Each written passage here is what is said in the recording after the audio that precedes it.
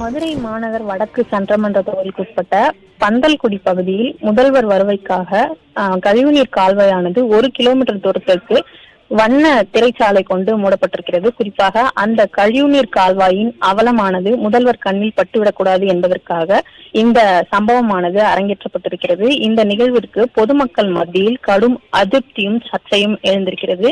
குறிப்பாக மதுரை மாநகர் வடக்கு சட்டமன்ற தொகுதிக்குட்பட்ட பந்தல்குடி பகுதியில் உள்ள பந்தல்குடி கால்வாயை ஒட்டி இன்று முதல்வர் ரோட் ஷோ ஆனது நடைபெற இருக்கிறது. இந்த நிகழ்ச்சிக்காக அந்த பகுதியில் வரக்கூடிய முதலமைச்சரிடம் மக்கள் எந்தவித குறையையும் சொல்லிவிடக்கூடாது என்பதற்காக இந்த திரைச்சாலையை கொண்டு 1 கிலோமீட்டர் தூரத்திற்கு கால்வாயின் அவலமானது மூடிமறைக்கப்பட்டிருக்கிறது. குறிப்பாக இந்த பகுதியில் பல ஆண்டுகளாக மக்கள் கடும் நோய்களுக்கு இன்னல்களுக்கு உள்ளாகி வருவதாகவும் மேலும் இருபுறமும் தடுப்பு சுவர் அமைக்க வேண்டும் என்பது தொடர்பாக பலமுறை முதலமைச்சரிடம் கோரிக்கை வைக்க வேண்டும் என அந்த பகுதி மக்கள் தொடர்ந்து நினைத்துக் கொண்டிருந்ததாகவும் இன்று வரும் அந்த பகுதிக்கு வரக்கூடிய முதல்வரிடம் தங்களுடைய கோரிக்கைகளை வைக்கலாம் என்று அந்த பகுதி மக்கள் நினைத்துக் கொண்டிருந்த நிலையில் தற்போது அந்த பகுதியில் 1 கிலோமீட்டர் தூரத்திற்கு கழிவுநீர் கால்வாயின் அவலமானது முதல்வர் கண்ணில் பட்டுவிடக்கூடாது என்பதற்காக திரைச்சிலையானது அமைக்கப்பட்டிருக்கிறது. அதே